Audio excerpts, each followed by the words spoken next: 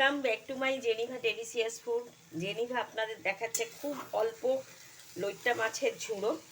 তো আমি ঝুড়োটা আগেও দেখিয়েছি, তো আমি এখন এই রেসিপিটা একটু বলে দিচ্ছি ভিউয়ার্স বন্ধুদের কাছে। আমার পায়ের জন্য খুবই শরীর খারাপ, কি বলবো, বারবার একই কথা বলতে আমারও ভালো লাগে না, আপনাদেরও শুনতে ভালো লাগবে না।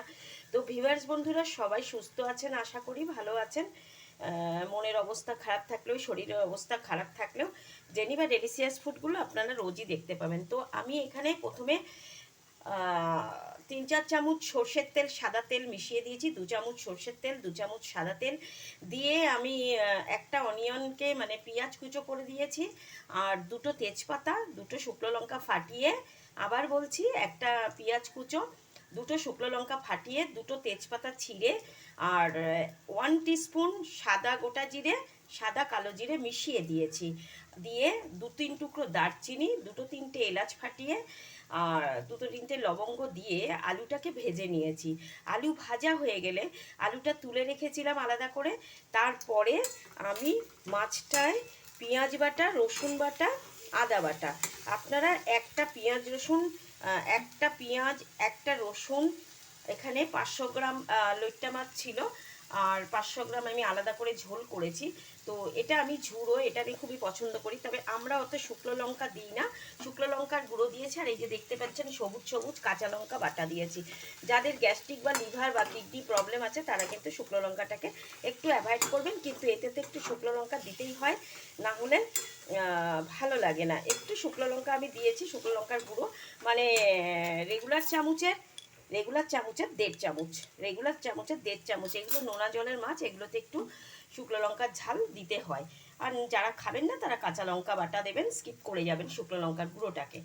তো আমি একটা গোটা পেঁয়াজ বাটা, একটা গোটা রসুন, মানে 1.5খানা রসুন হলে আরও বেশি ভালো, 2খানা দিলে আরও বেশি ভালো।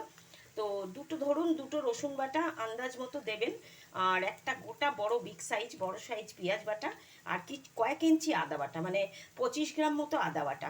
তো এই তিনটেকে দিয়ে এই লইট্টা মাছটাকে আমি কষিয়ে এবার এই শুকনো হয়ে আসছে, ঝুরঝুরে হয়ে। আর 1 টিস্পুন আমি টমেটো সস দিয়েছি।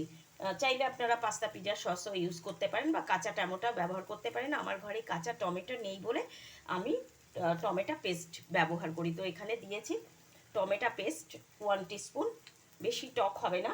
আর 1 টিস্পুন চিনি, একটুখানি, হাফ টিস্পুনও দিতে পারেন, যারা খান না তারা স্কিপ করে যাবেন।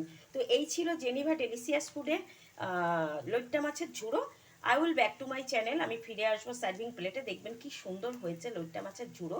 আমাদের বাঙালদের ভীষণ প্রিয়। আমরা পাবনার বাঙাল, যদিও এটা আমাদের রেওয়াজি খাওয়ার নয়, তবু আমরা এটা খাই। আমি যে বাড়িতে ছিলাম সেই বাড়ির এক জেঠু আমায় শিখিয়েছিলেন এই লইট্টা মাছটা।